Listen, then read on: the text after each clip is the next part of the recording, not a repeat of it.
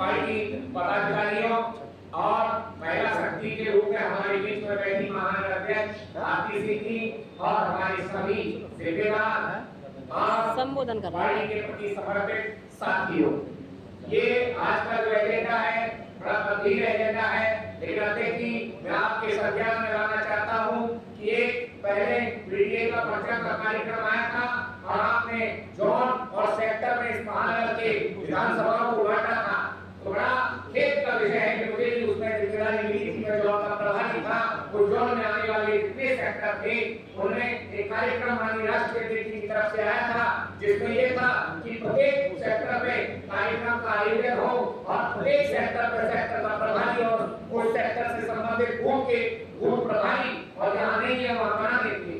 तो अध्यक्ष जी वो कार्यक्रम आया था, आपके संज्ञान में सब कुछ है। अध्यक्ष जी किस तरीके से हमारे उस समय जो हमारे साथी हैं जो पार्टी से पदाधिकारी बनाए गए थे, बूथ प्रभारी या सेक्टर प्रभारी, हम लोग जब जाते थे हमने अपने सारे सेक्टर में उसमें काम किया। आपके संज्ञान में देखी कि पार्टी में कार्यकर्ता नीरस क्यों है, हताश क्यों है, उसके लिए हमें गंभीर होना होगा।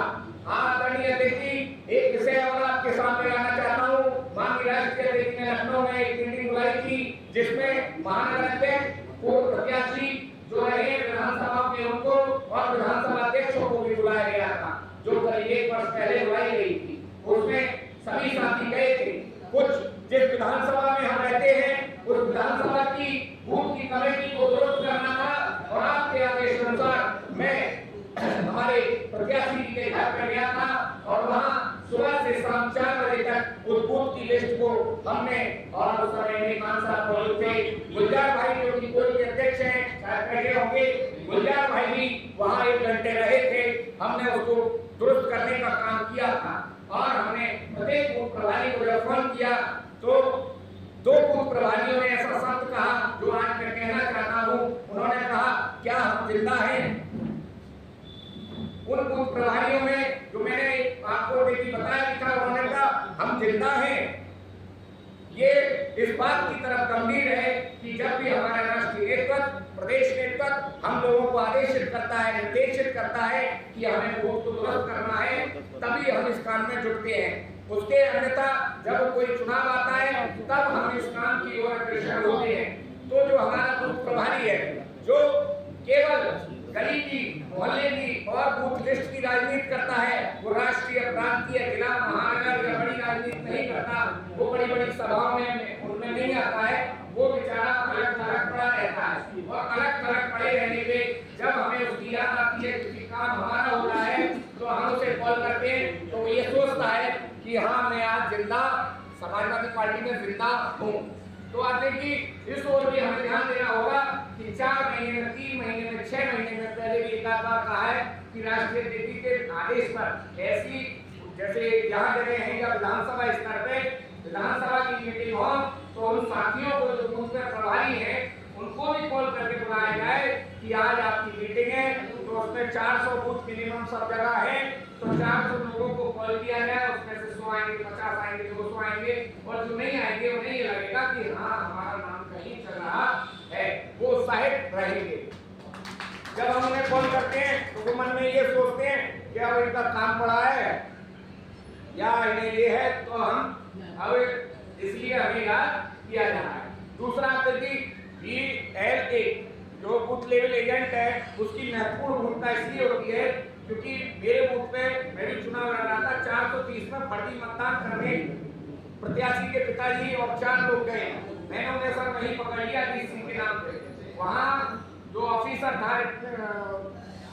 पीठासीन अधिकारी उसने, मैंने कहा तुमने इन्हें घुसने कैसे दिया, ये अजीत सिंह नहीं है एजेंट का। तब उसने कहा कि इनके एजेंट ने कहा है भारतीय जनता पार्टी। मैंने कहा मेरा एजेंट ये कह रहा है कि ये है, तो अगर मेरा एजेंट वहां ना होता तो वो ये प्रमाणित कर देते कि ये इसको जानता है। दूसरा जो एजेंट होता है वो इसलिए बनाए जाते हैं कि उसमें फर्जी मतदान रुक सके किसी को, वही लोग जानते हैं, तो ये बहुत महत्वपूर्ण है।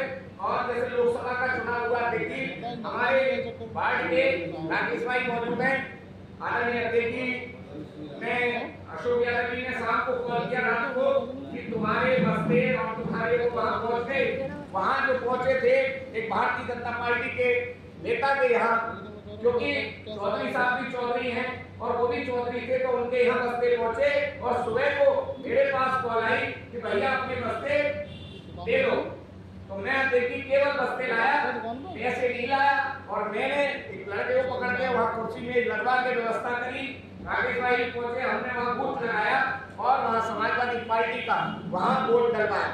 हमारे यहाँ एक ऐसा प्रोसेस होना चाहिए कि जो हमारी पार्टी का बूथ एजेंट है, हमारी पार्टी का नेता है, उसके यही चुनाव आने पे बस्ते जाने चाहिए, ना कि धर्म जाति बिरादरी देख के। हमारा कार्यकर्ता कैसा भी है वो हमारा है, वही हैसियत रखता है, ना कि भारतीय जनता पार्टी का कार्यकर्ता हैसियत रखता है वोट डलवाने की।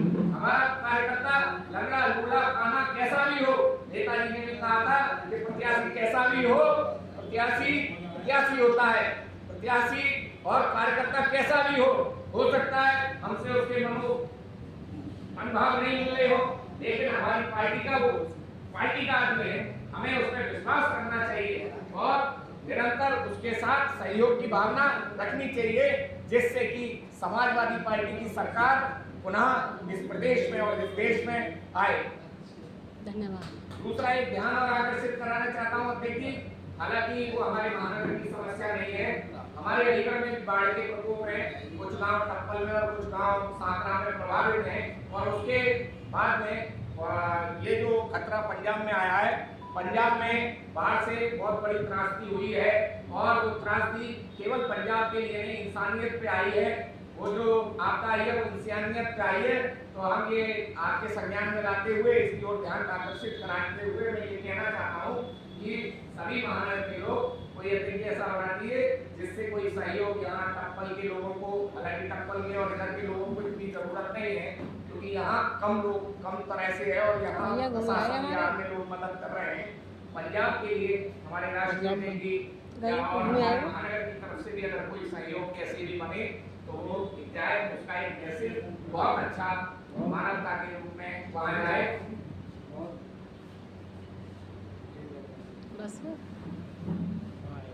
वोट पड़वाना, देखिए वोट पड़वाना, क्योंकि वोट एक प्रमुख एजेंडा इसलिए है कि हमारे जितने साथी हैं, क्योंकि भारतीय जनता पार्टी उन्हीं लोगों को बूथ लेवल एजेंट बना रही है जो लोग भारतीय जनता पार्टी की विचारधारा को मेल करते हैं।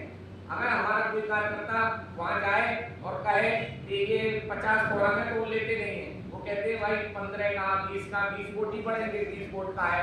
दूसरा वो रिसीविंग भी नहीं देते हैं, ताकि आप कोई या फॉरम तो वो वोट बढ़ाते नहीं है।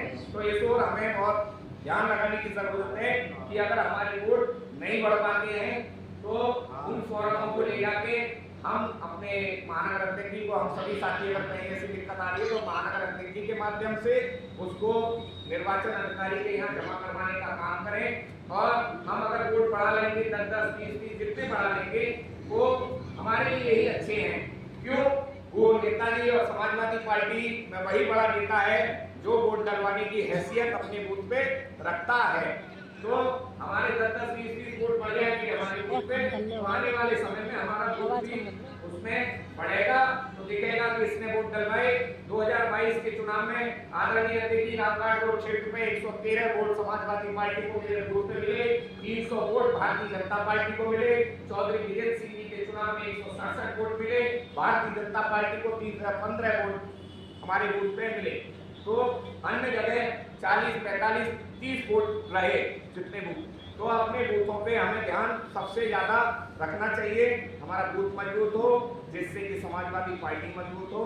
ये शब्दों के साथ जो आपका आदेश होगा देखिए वो आदेश सामान्य होगा। जय हिंद, जय भारत। समाजवादी पार्टी जिंदाबाद। हमारे समाजवादी पार्टी के महानगर महासचिव हमारे भाई उस्मान साहब को यौम पैदाइश की बहुत बहुत मुबारकबाद। जय हिंद, जय भारत। समाजवादी